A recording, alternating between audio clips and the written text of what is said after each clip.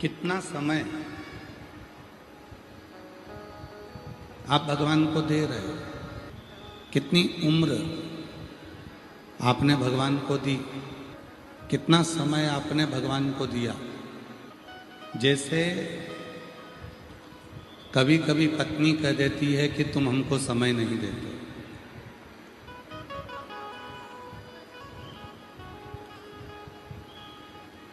और यदि थोड़ा सा समय पति अपनी पत्नी को दे देता है तो पत्नी प्रसन्न हो जाती है। उसको बहुत सारा समय तुम्हारा नहीं चाहिए, बस थोड़ा सा समय धर्म पत्नी कहती है कि मुझे दे दीजिए, और वो थोड़ा सा समय तुमने जो दिया उतना मेरे लिए बहुत है।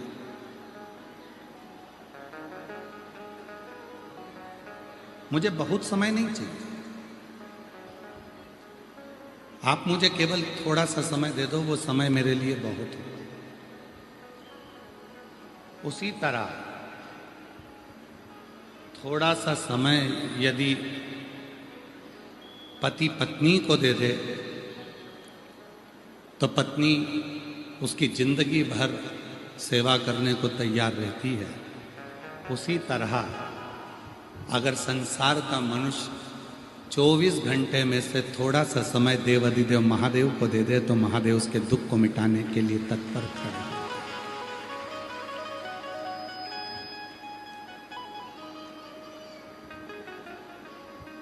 बहुत नहीं मांग रहा, मेरा देवाधिदेव महादेव आपसे बहुत सारा नहीं मांग रहा।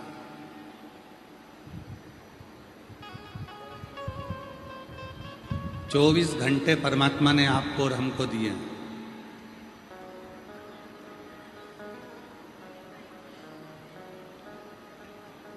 24 घंटे में से अगर आप भगवान को 12 घंटे नहीं दे सकते तो मत दो, 6 घंटे भी मत दो, मत करो 3 घंटा भजन आप।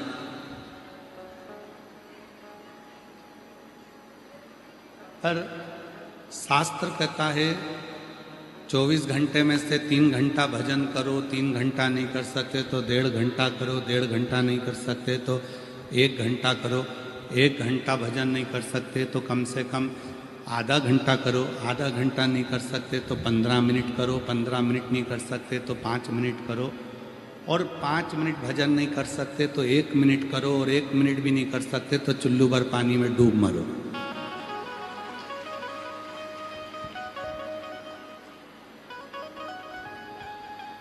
उस ईश्वर ने आपको और हमको 24 घंटे दिए, और हम जानते हैं कि कोई भी 24 घंटा भगवान का भजन नहीं कर सकता। हम बोल भी देंगे ना तो तुम लोग 24 घंटा भगवान का भजन नहीं करो, और हम कह भी दें कि तुम 12 घंटा कर लो तो तुम 12 घंटा भी नहीं करोगे। तो जो तुम करो ही नहीं तो हम काय को बोल के अपना समय बर्बाद करें। शिव पुराण कहती है 24 घंटा भजन नहीं कर सकते, 12 घंटा नहीं कर सकते, 6 घंटा नहीं कर सकते, 3 घंटा नहीं कर सकते, 1.5 घंटा नहीं कर सकते, आधा घंटा नहीं कर सकते, कम से कम 1 मिनट भी अगर आप भोलेनाथ के नाम का उच्चारण कर रहे हो, श्री शिवाय नमस्तुभ्यम कह रहे हो, नमः शिवाय कह रहे हो, ओम नमः शिवाय कह रहे हो, तो याद रखना कि तुमने जो 1 मिनट मेरे शंकर भगवान को दिया है, तुमने 1 मिनट जो मंत्र का उच्चारण किया है, एक दिन ऐसा आएगा कि जिस समय पर तुम दुख की घड़ी में खड़े होगे तब वो 1 मिनट का दिया हुआ श्री शिवाय नमस्तुभ्यम तुम्हारे सामने खड़ा होगा और तुम्हारे दुख को मिटाएगा।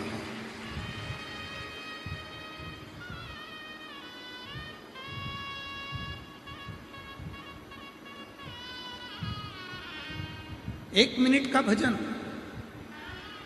1 मिनट का स्मरण तुम्हारे जीवन को सुखी कर दे, आनंदित कर दे। कितना समय आप परमात्मा को दिए हो?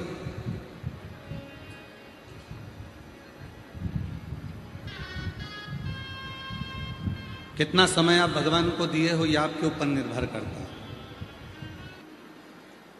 कितना समय आप ईश्वर को दिए हो ये आपके ऊपर निर्भर करता है।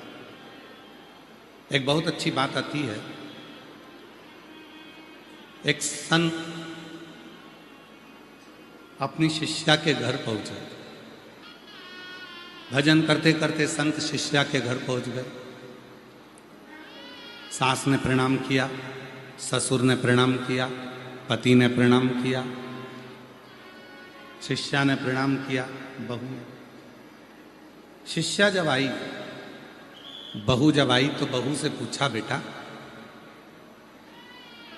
तेरे ससुर की उम्र कितनी है? शिष्या ने कहा, मेरे ससुर की उम्र 15 साल है।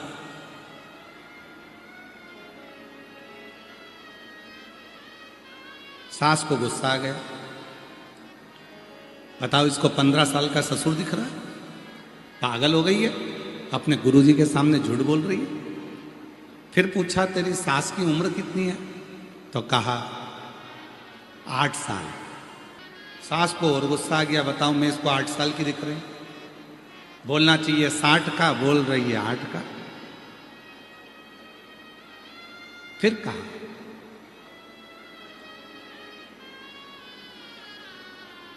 तुम्हारे पति की उम्र कितनी है? तो कहा कल ही पैदा हुआ है। और तुम्हारी उम्र कितनी है? कहा 48 वर्ष मेरी उम्र है। सास कहती है कि महाराज मेरी बहू पक्की झुटेली है, झूठ बोल रही है। बताओ मैं इसको 8 साल की दिखती हूँ, ससुर 15 साल का दिखता है, पति कल पैदा हुआ, तो शादी किसके साथ हुई? केवल इसने अपनी उम्र सही बताई है, बाकी के सारी उम्र गलत बताई है।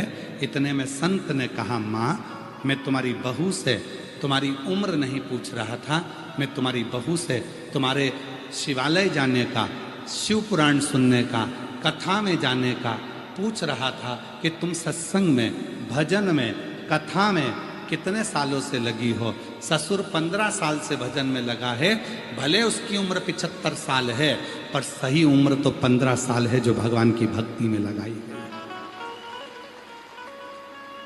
तुम्हारी उम्र भले 60 साल है, पर तुम्हारी सही उम्र 8 साल है कि तुम 8 साल से शिव पुराण की कथा सुन रहे हो, तुम 8 साल से शिवालय जा रहे हो, तुम 8 साल से भगवान का भजन कर रहे हो, तुम 8 साल से भगवान की भक्ति में डूबे हो, तुम 8 साल से भगवान का नाम ले रहे हो, तुम 8 साल से नमः शिवाय कर रहे हो, तुम 8 साल से 1 लोटा जल चढ़ा रहे हो, तो तुम्हारी सही उम्र भले 60 की हो, पर सही उम्र 8 की है। और पति से रोज कहती थी, दूधनाल में कथा चल रही है, चलो कथा सुनने चलो। रोज कहती थी, रोज कहती थी मंदिर चलो, शिवालय चलो, कभी नहीं गए। तीरथ चलो, कभी नहीं गए। बस कल ही कथा में दूधनाल आए हैं, मतलब मेरे पति का जन्म कल ही हुआ है, इतने साल तो व्यर्थ ही हुआ। और मैं 48 वर्ष की, बचपन में भी भजन करती थी, युवानी में भी करी, आज मैं अपने ससुराल में भी भजन कर रही हूं, जो मायके में मैंने किया। कर्म, कितना तुमने शिव का भजन किया, कितना तुमने भगवान की भक्ति करी, कितनी उम्र तुमने भगवान के भजन में लगाया, सबसे ज़्यादा जरूरी वही है। बाकी का समय तो तुमने जो निकाला कमाने में, परिवार में, कुटुंब में, कबीले में, ये सब गिनती में नहीं आया। गिनती में तो वही आया जो तुमने परमात्मा के लिए लगाया। और याद रखना मेरी जीजियों, मेरे धाराशिव जिले की मेरी जीजियों, मेरे दूधनाल की जीजियों, उमरगा की जीजियों, मेरे जीजाओं, मेरी बेटियों, मेरे बेटाओं, मेरे बुजुर्ग माँ बाप, याद रखना तुमने जितना समय भगवान को दिया है, तुम्हारी अंतिम श्वास के समय पर तुम्हारे परिवार वाले डॉक्टर से कहेंगे ये पैसा रख लो, पर हमारे पति की, हमारे पत्नी की, हमारे बच्चे की, हमारे ससुर की, सास की थोड़ी सी और जी ले, थोड़ा प्राण और मिल जाए, थोड़ा और जी लें, ऐसा कुछ कर दो। वो डॉक्टर कहेगा मैं अपना पूरा काम कर रहा हूं, आगे उसकी मर्जी है। तो याद रखना, तुमने जितना समय भोलेनाथ को दिया है, तुम्हारी अंतिम समय में उतना समय मेरा बाबा तुमको बढ़ा देगा और तुम्हें स्वस्थ कर कर तुम्हारे घर तक पहुंचा देगा।